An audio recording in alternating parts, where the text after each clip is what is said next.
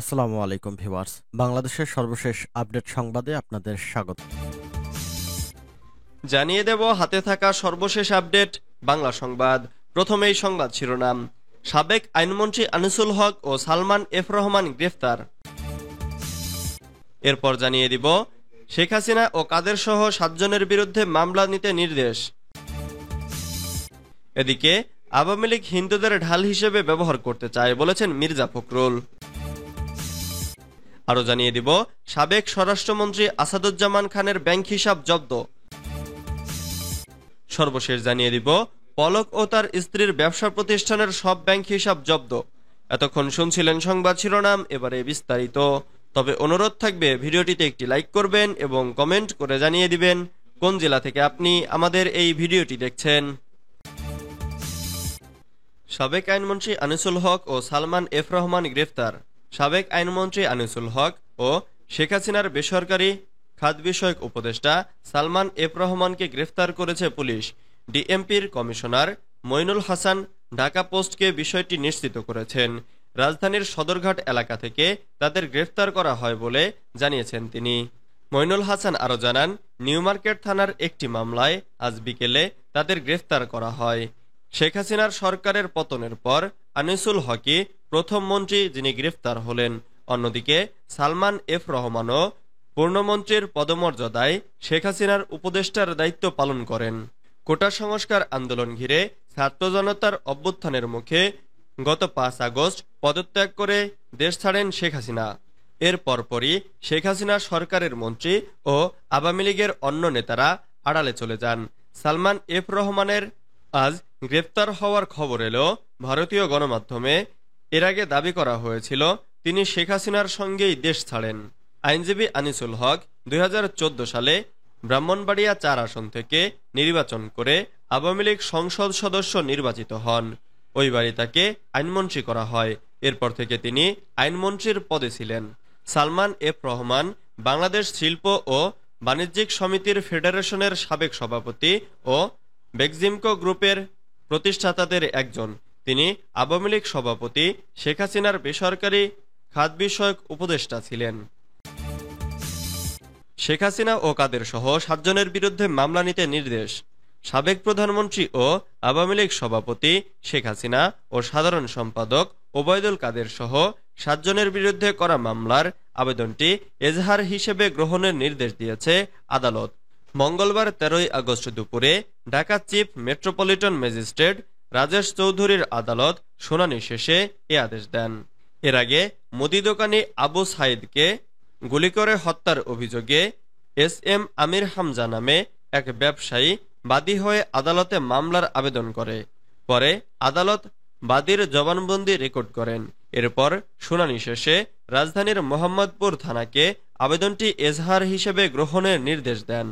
এ মামলার অন্য আসামিরা হলেন সাবেক আইজিপি আব্দুল্লাহ আল মামুন, সাবেক ডিবি প্রধান হারুন আর রশিদ, সাবেক স্বরাষ্ট্রমন্ত্রী মোহাম্মদ আসাদুজ্জামান খান কামাল, পুলিশের অতিরিক্ত যুগ্ম কমিশনার বিপ্লব কুমার ও সাবেক ডিএমপি কমিশনার হাবিবুর রহমান।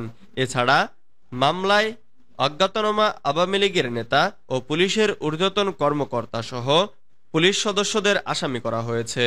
মামলার অভিযোগে বলা হয়েছে, সম্প্রতি কোটা সংস্কার আন্দোলনে হাজার হাজার ছাত্র জনতা মিছিল সমাবেশ করে। ওইসব শান্তিপূর্ণ মিছিলে দেশের বিভিন্ন এলাকায় নির্বিচারে গুলি চালানো হয়। বহু ছাত্র জনতা নিহত ও আহত হন। গত 19 জুলাই মোহাম্মদপুরে বসিলার 40 ফিট এলাকায় ছাত্র জনতা শান্তিপূর্ণ মিছিল সমাবেশ করছিল। সেখানেও পুলিশ নির্বিচারে গুলি চালায়। রাস্তা পার হওয়ার সময় স্থানীয় মুদি দোকানদার আবু সায়েদ মাথায় গুলিবিদ্ধ হন। তিনি ঘটনাস্থলে মৃত্যুবরণ করেন।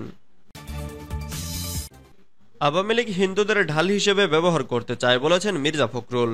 আওয়ামী লীগ যখন জনগণের সামনে দাঁড়াতে পারে না, তখন হিন্দুদের ঢাল হিসেবে ব্যবহার করতে চায়। এটা হচ্ছে তাদের একটি হিংস্র খেলা। যখন তারা আন্দোলনে হেরে যায়, তখনই তারা বলবে হিন্দু ভাইদের ওপর নির্যাতন হচ্ছে। মঙ্গলবার 13 আগস্ট বিকেল 4টার দিকে ঠাকুরগাঁও সদর উপজেলার গড়েয়া ইউনিয়নের গড়েয়া ডিগ্রি কলেজ মাঠে জেলা বিএনপি আয়োজিত ঐক্য ও সম্প্রীতির সমাবেশে তিনি একথা বলেন। মির্জা ফখরুল বলেন, আমার মা বোনেরা আছেন, দাদারা আছেন, তারা ভালো করেই জানেন এখানে হিন্দু মুসলমান একসঙ্গে থাকে। এখানে কখনো যুদ্ধ হয় না। হাজার বছর ধরে এই মাটিতে, এই বাংলাদেশেই আমরা হিন্দু মুসলমান বৌদ্ধ খ্রিস্টান একসঙ্গে একটি গাছে ফুলের মতো হয়ে রয়েছি। হিন্দুদের দুর্গাপূজায় আমরা যেমন যাই, আমাদের ঈদেও তারা আসে। আওয়ামী লীগ হিন্দু মুসলমানদের মধ্যে একটি বিদ্বেষ ছড়াতে চায়। গতকাল পর্যন্ত আমার কাছে 10টি বিদেশি টেলিফোন ইন্টারভিউ করেছে। আমাদের কথা পরিষ্কার, রাজনীতি যখন পরিবর্তন হয় তখন একটি তাণ্ডব হয়। ধর্মীয় নয়, এটা রাজনৈতিক। সাবেক স্বরাষ্ট্রমন্ত্রী আসাদুজ্জামান খানের ব্যাংক হিসাব জব্দ। সাবেক স্বরাষ্ট্রমন্ত্রী আসাদুজ্জামান খান কামাল ও তার স্ত্রী সন্তানদের ব্যক্তিগত ও তাদের মালিকানাধীন সব ব্যবসা প্রতিষ্ঠানের ব্যাংক অ্যাকাউন্ট জব্দ করার নির্দেশ দিয়েছে বাংলাদেশ ফাইন্যান্সিয়াল ইন্টেলিজেন্স ইউনিট। একই সঙ্গে তাদের হিসেবের সব ধরনের লেনদেনের তথ্য চেয়েছে সংস্থাটি। মঙ্গলবার 13 আগস্ট বিএফআইইউ সংশ্লিষ্ট এক ঊর্ধ্বতন কর্মকর্তা ঢাকা পোস্টকে এ তথ্য নিশ্চিত করেছেন। বিএফআইইউ এর পক্ষ থেকে ব্যাংক আর্থিক প্রতিষ্ঠানে পাঠানো চিঠিতে বলা হয়েছে, আসাদুজ্জামান খান, তার স্ত্রী লুৎফুল তাহমিনা খান, ছেলে সাফি মুদাসসির খান এবং মেয়ে সাফিয়া তাসনিম খানের নামে থাকা সব ধরনের ব্যক্তিগত ও ব্যবসায়িক অ্যাকাউন্ট বন্ধ থাকবে। চিঠিতে আসাদুজ্জামান খান ও তার পরিবারের নাম ও জাতীয় পরিচয়পত্রের তথ্য দেওয়া হয়েছে। অর্থ পাচার নিয়ন্ত্রণ সংক্রান্ত 2012 সালের মানি লন্ডারিং প্রতিরোধ আইন অনুযায়ী এ আদেশ দিয়েছে বিএফআইইউ। পলক ও তার স্ত্রীর ব্যবসা প্রতিষ্ঠানের সব ব্যাংক হিসাব জব্দ। সাবেক ডাক টেলিযোগাযোগ ও তথ্য প্রযুক্তি প্রতিমন্ত্রী জুনায়েদ আহমেদ পলক তার স্ত্রী, পরিবার এবং তাদের মালিকানাধীন ব্যবসার প্রতিষ্ঠানের ব্যাংক অ্যাকাউন্ট জব্দ করার নির্দেশ দিয়েছে বাংলাদেশ ফাইন্যান্সিয়াল ইন্টেলিজেন্স ইউনিট। একই সঙ্গে তাদের হিসেবের সব ধরনের লেনদেনের তথ্য আগামী 5 কর্মদিবসের মধ্যে চেয়েছে সংস্থাটি। মঙ্গলবার 13 আগস্ট বিএফআইইউর সংশ্লিষ্ট এক ঊর্ধ্বতন কর্মকর্তা ঢাকা পোস্টকে এ তথ্য নিশ্চিত করেছেন। বিএফআইইউর পক্ষ থেকে ব্যাংক আর্থিক প্রতিষ্ঠানে পাঠানো চিঠিতে বলা হয়েছে, জুনায়েদ আহমেদ পলক, তার স্ত্রী আরিফা জেসমিন কণিকা এবং তাদের পরিবারের সদস্যদের ব্যক্তিগত ও ব্যবসায়িক অ্যাকাউন্টের মাধ্যমে সব লেনদেন বন্ধ থাকবে। আগামী 30 দিন এসব হিসাবে কোনো ধরনের লেনদেন করতে পারবে না। অর্থ পাচার নিয়ন্ত্রণ সংক্রান্ত 2012 সালের মানি লন্ডারিং প্রতিরোধ আইন অনুযায়ী এ আদেশ দিয়েছে বিএফআইইউ।